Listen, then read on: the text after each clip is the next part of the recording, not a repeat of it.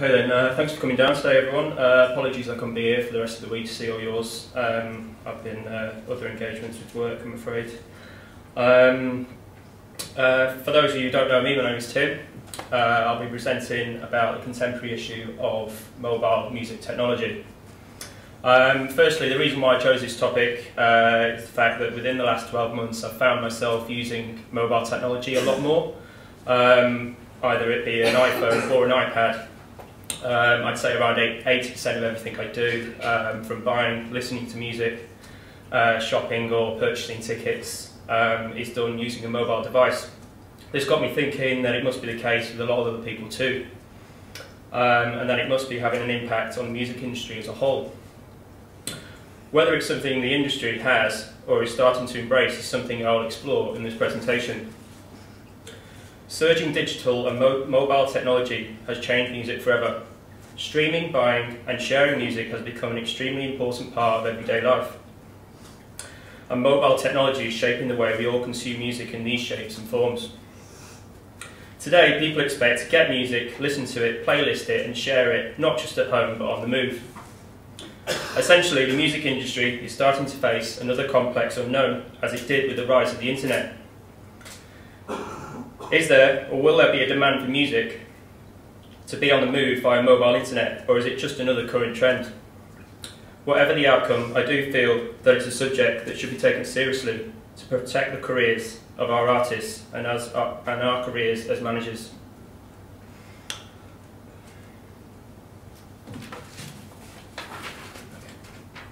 Okay, so in this presentation will consist of three main parts. First, I'll give you all a brief rundown about the history of mobile devices and insights as to where it's all heading. I will use facts and figures from various industry websites and research companies and a brief video to hopefully paint a picture to you of just how valuable the mobile format really is. The second part will focus on the music industry, specifically digital music and other revenue platforms, such as streaming, mobile apps, streaming and mobile apps. I will also uncover how new technologies and ideas are actually being used in mobile formats. The final part will outline recommendations as to how I feel we as managers can prepare for the sound of the future.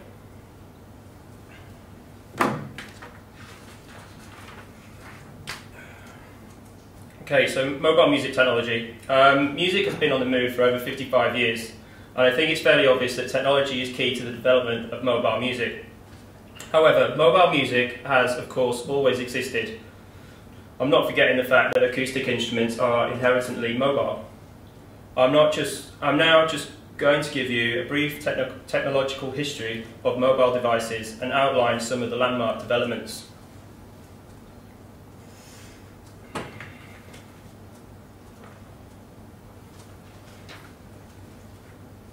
Okay, so 1954 saw the release of the Regency transistor radio, setting the standard for listening to music on the move. At the time, it came with a hefty price tag of just under $50. That's the equivalent of $325 today. Moving on to 1965 came the Philips compact cassette player. Philips had, of course, invented the cassette in 1962, and this went on to dominate the mobile music world for the next 20 years. A lot of you will be too young to remember this, but I'm sure you'll recognise the next one, even if you've never owned one. In 1979 came the iconic Sony Walkman.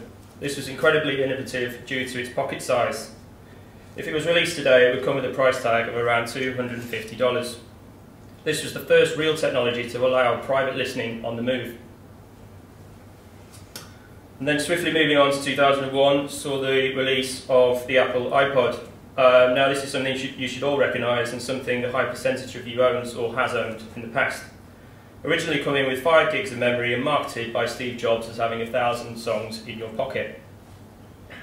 This was a real innovative breakthrough for an MP3 player, leading to the release of the iPad mini, the Shuffle and the Touch.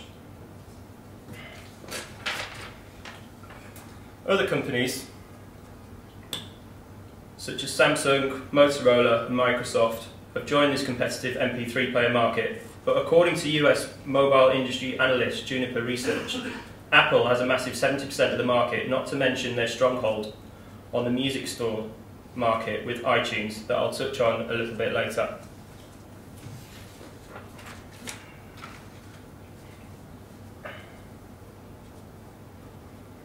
Okay, the mobile music industry really started to pick up pace with the introduction of smartphones and 3G technology. 2007 saw the release of the first generation iPhone, with the iPhone 4S being released last year.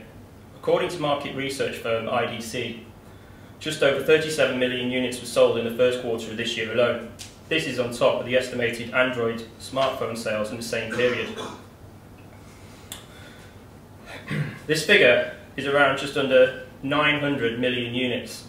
Apple and Google now share 82% of the market and have a big say in mobile music trends, especially with the compatibility of iTunes, the App Store and Google's newly rebranded Google Play.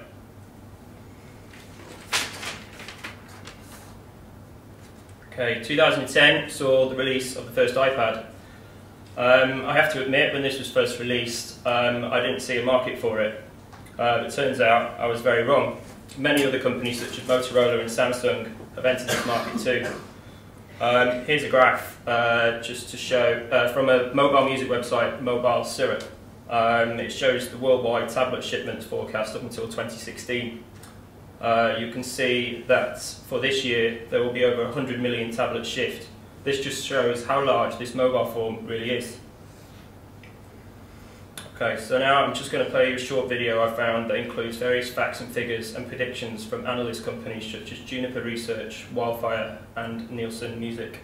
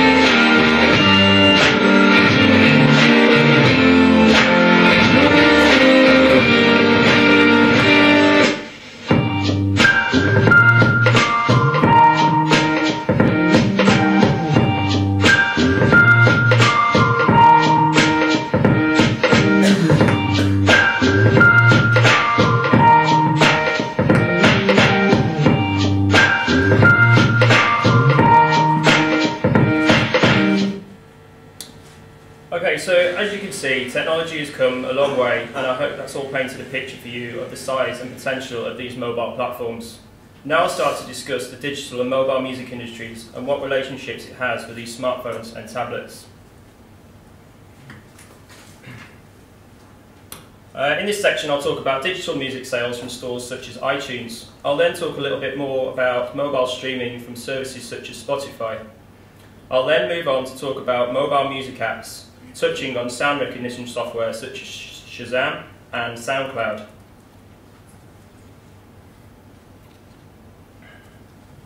SoundHound, sorry, not SoundCloud.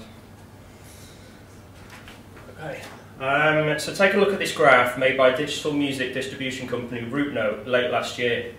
It shows single sales all the way back from 1977. The key trends here are vinyl sales started to drop off around the late 90s, as did cassettes. Since 2004, download singles have dominated the sales charts. It's important to note that these single sales also account for the singles bought from albums which aren't necessarily released as a single.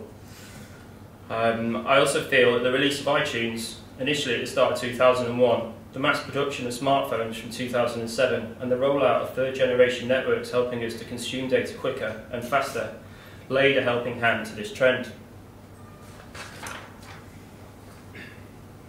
Okay, so I've got some interesting facts for you here with regards to digital music sales, according to a report in late 2011 from the British Phonographic Industry, or the BPI, as I've referred to them on screen.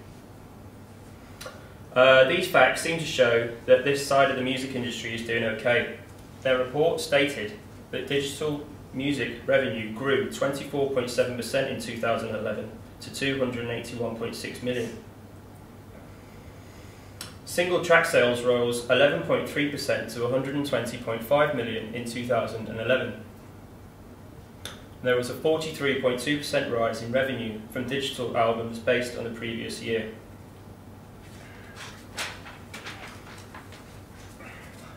Take a look at this graph that I've taken from a mobile music report from Juniper Research in late 2011, showing the rise in total global revenue from full track mobile music purchases per year from 2010 to 2015. They forecast that music consumed on mobile handsets will generate $5.5 billion annually by 2015, a rise of $3.1 billion from 2010. This shows that mobile music is becoming an increasingly important part of the digital music sector, which is propping up a failing industry hit by over a decade of widespread online piracy. It's something we as managers should take note. Let's not get left behind like the industry did with the introduction of the internet in the 90s. I think the fundamental issue to look at is how to optimize marketing music in digital platforms, using the right technology available and maximizing revenue generation, both for our artists and us as managers. This pie chart shows mobile music revenue breakdown in 2010. When global market worth was $14.4 billion. You can see ringtones taking up the high proportion of the market here. This is probably down to the limited amount of piracy in the ringtone market, and revenue has generally remained steady. According to the Digital Music Report 2011 by the International Federation of the Phonographic Industry, or the IFPI, as I've referred to them here, an estimated 29% of record companies' global revenue is from mobile digital channels.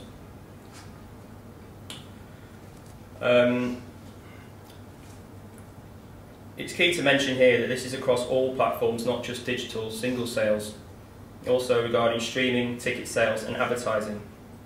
Another reason to take heed to the mobile platform. However, coming from these various platforms, it does show that there are many challenges as well as opportunities facing our industry.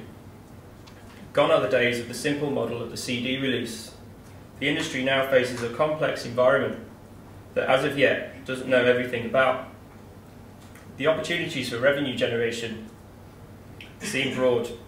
However, to capitalise on these opportunities, we have to realise where the demand is. For this, I conducted a small survey of 117 people and compared the results with a similar worldwide survey by Nielsen Music, who are an independent measurement reference group for the music industry. As you can see from this graph, I asked the general public these following questions. You can see the majority of replies came to do with using a computer, but significant numbers were still using a mobile to complete the tasks. 51 out of 117 people had downloaded and used a music-related app, and 47 people paid to download single tracks to a mobile, while 31 watched music videos and 28 streamed music from a mobile device. It's interesting to point out that nobody replied that they had illegally downloaded music on their mobile device. Is this down to the fact that they don't know how to? I know that's the case for me. Off the top of my head, I don't really know how I could download a track off a mobile device illegally. This can only be seen as good for the music industry, as more and more people are using mobile devices to consume music, but how long will it last?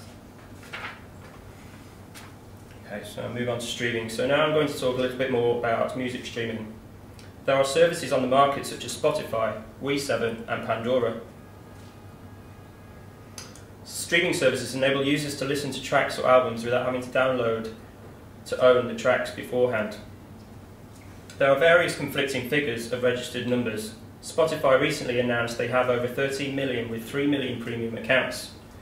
Facebook announced that over 17.5 million signed into Spotify through Facebook every month. Comscore are a global leader in measuring the digital world and its businesses, and they have stated that in a report from the start of the year that 4.1 million users in the 5 largest European countries have accessed Spotify through a mobile device at some point in their lives. This is over 30% of the overall Spotify users. This is great news for Spotify's business model and for the music industry. In order to use mobile, users must have a premium account. More premium accounts mean more income, in turn producing more royalties for artists. Founder Daniel Ek has placed mobile top of the agenda.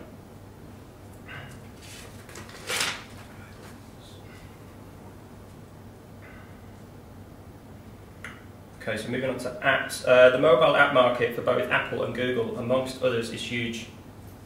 Over 300,000 mobile apps have now been developed. 10.9 billion apps were downloaded in 2010, estimated to grow to 76.9 billion in 2014. Customers spent 6.2 billion on apps in 2011, which is predicted to grow to 35 billion in 2014. In 2030, more people are expected to use mobile phones than PCs to surf the web, with 75% of these using apps.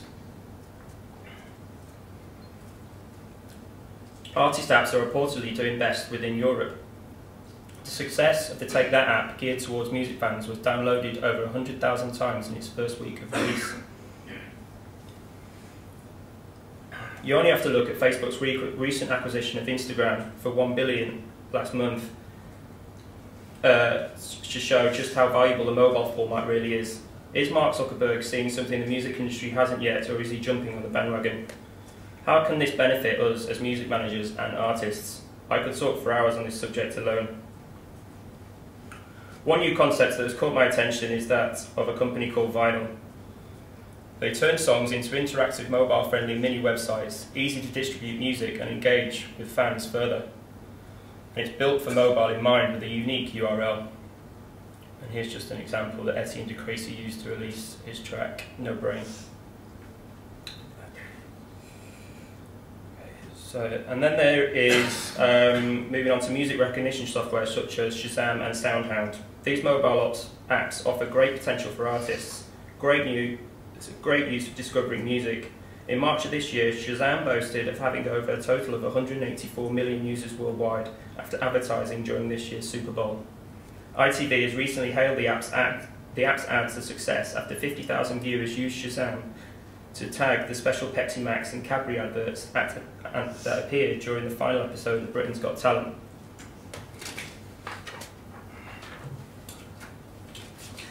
Okay, so moving forward and concluding, music companies are now just only starting to get to grips with piracy and the challenges of the internet. It's up to us as modern day managers not to make the same mistakes. I think we should be embracing mobile as the sound of the future. There is no one single model anymore, and the idea to build the one and only service which offers the perfect consumer experience does not exist yet and may not work. There are certain elements of risk to all this, as it's a fairly new platform and we are yet to learn everything about it. But hasn't the music industry always been about taking risks? According to a report by the BPI, the largest age demographic using mobile is the 20 to 24-year-olds. We should embrace this generation of consumers who have been mostly exposed to the idea of not paying for music. Is mobile the answer? Only time will tell. I think it's important to take note that this isn't only confined to the music industry. The whole entertainment industry can benefit from the mobile technology in some shape or form. It's always been a technological desire to take music with us wherever we go. This has become more relevant than ever since the introduction of smartphones and 3G networks, and with the impending 4G networks, sharing and streaming will become even faster until one day it will become seamless and cemented into our next generation society. And just finishing with like a few points of advice, I say, for if you are making mobile websites for your artists, make them mobile friendly. Have a presence on the app market with unique ways to market your music. The idea of vinyl singles released as digital packs, this is all new ideas that are coming to us as managers. Also, there is the possibility of mobile ticketing, which keeps costs down, not just for small gigs and promoters, for large events too. All aspects need to be reviewed to succeed within the mobile music industry. There you go. Thanks for listening. I'll take your questions.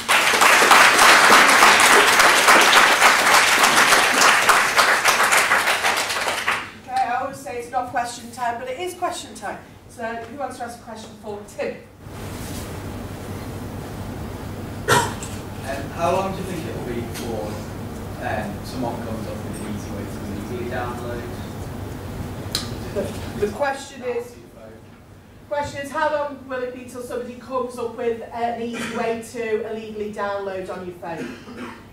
I'm sure it's happening now. I'm just not aware of it myself, and doing research online, I couldn't find of any like peer-to-peer networks to use that is mobile friendly. So for all I know, it could be happening now, and it could be, as relevant as it is for desktops in a year or so time. So there's no telling really. So there's a gap in the market there for the more swashbuckling manager. Any other questions? Yeah, go ahead. Is mobile technology just limited to Apple products? From using an Android for 2 years, it seems like it's so far behind all Apple products in general. So is mobile technology very limited? Is the technology not as grown yet for Androids and other products? I think that obviously with Apple and the App Store, they set the benchmark, and that's when people want to develop apps, they want to get into the App Store first. But I say the Android market is growing so fast now; it's a lot faster than the Apple's market. And I think within time, with the power of money that Google have, it's a good competitor to Apple. It's good to have that other market rather than Apple to have a monopoly. Do you think we've reached our limit with where technology can go? I remember thinking when DVD players came out, like, wow, DVD players, how can we top this? And Blu-rays came out, but it just like my imagination just can't go there with how technology can go in the future. Okay. Mobile technology. So Deb's imagination is severely challenged now by where technology is going. Can it go anywhere else? Will we come to an end? We've got a new device every couple of weeks. Is it going to stop? I don't think so. I think it's always going to be, the next new thing, because there's always money to be made. The amount of money that these companies have, they always want to be the next person to release the next industry standard product. So there's people out there right now, creating the next thing that is already made, but we just don't know about it. That will be released in 2 years' time. So not only is it coming, it's happening now. We just don't know. Any other questions? Okay, thank you very much, Tim.